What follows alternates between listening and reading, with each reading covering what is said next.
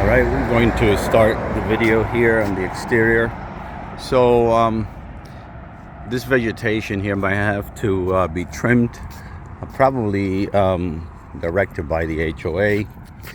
These weep holes at the bottom of the fence would be a good idea if they get cleaned up. It would allow the water in the backyard to flow and not to accumulate in the backyard and the fence. A couple of things in the fence. These are called a step ladder cracking, so some of those might need some basically either some thin set or concrete, or it could be repaired with an epoxy. They are not loose but just cracked, probably from the roots of the plants on the other side. This column right here is coming off a little bit, but this one right here is even more. So sometimes the columns just settle and they move away a little bit from the fence, so you can see a little bit of the gap, daylight on the other side. And then the foundation on this column here basically will need to be reinforced a little bit, because some of the subgrade, it's washing off, maybe from the drain right here, out of that tube, perhaps from the cleaning of the swimming pool. There's a pipe coming out through there. As we go to the gate, the keypad, it might be a good idea to have a cover protected against the weather. Sometimes if you don't, then the buttons get damaged, and then the wall mount control opener here would not work. Something minor, but important. We're showing a crack right here on this column right here, coming through perhaps on the blocks on the other side. Some of the pieces are a little bit loose here, so this one could be repaired again with either concrete or an epoxy. If I pull back, let me look real quick. If I pull back this way, you'll be able to see the cracking going like this. Okay, so probably that will need to be repaired. Not probably, for sure. Going around the perimeter of this fence is not in bad shape.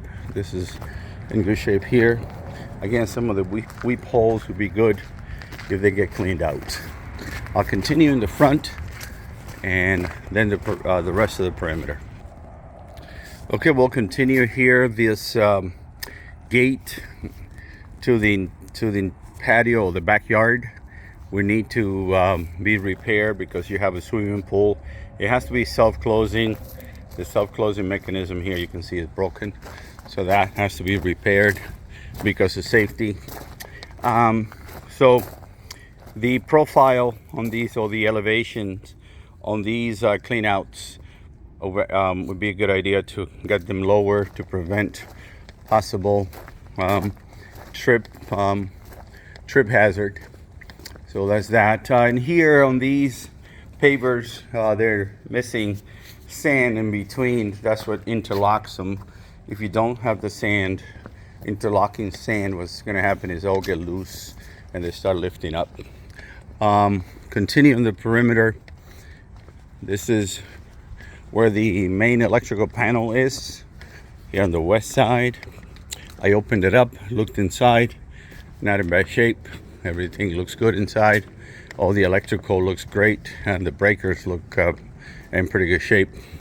So this is what I got to open that. Obviously inside the panel, this is where the main shutoff is. So it's pretty well labeled. And when I took the panel, everything inside looks really good. This GFCI right here, it's not working. Doesn't reset. When I try to reset it, it does not work. These two work, no problem. On the exterior of your house, you see this right here. It's called efflorescence. What happens is too much contact with water, and that basically the last layer of the concrete and the paint. I'm going to put this on pause. All right, we're back. It was a little noisy there. So the fluorescence you can see on the stem wall, pretty much, like I said, you get moisture between the last layer of the concrete stem wall and also the paint cover, and then it builds up, and then structurally speaking, is not damaged. It's just for cosmetic use might have to be a small mix of concrete put on and then repainted. Again, more cosmetic than structural. This is a cover for a sump pump, but it is damaged and needs to be, replaced.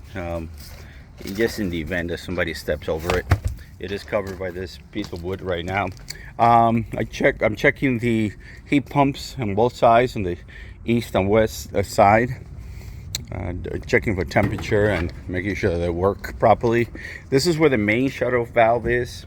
I checked for pressure. I think it's about 55 psi, which is pretty standard. It should be between 45 and 65.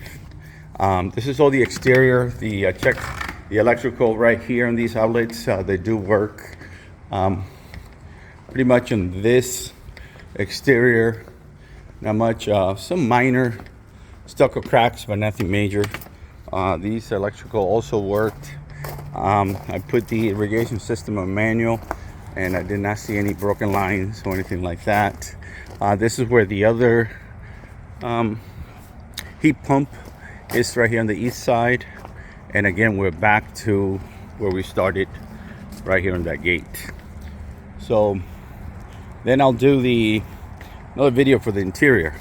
All right, hope it helps.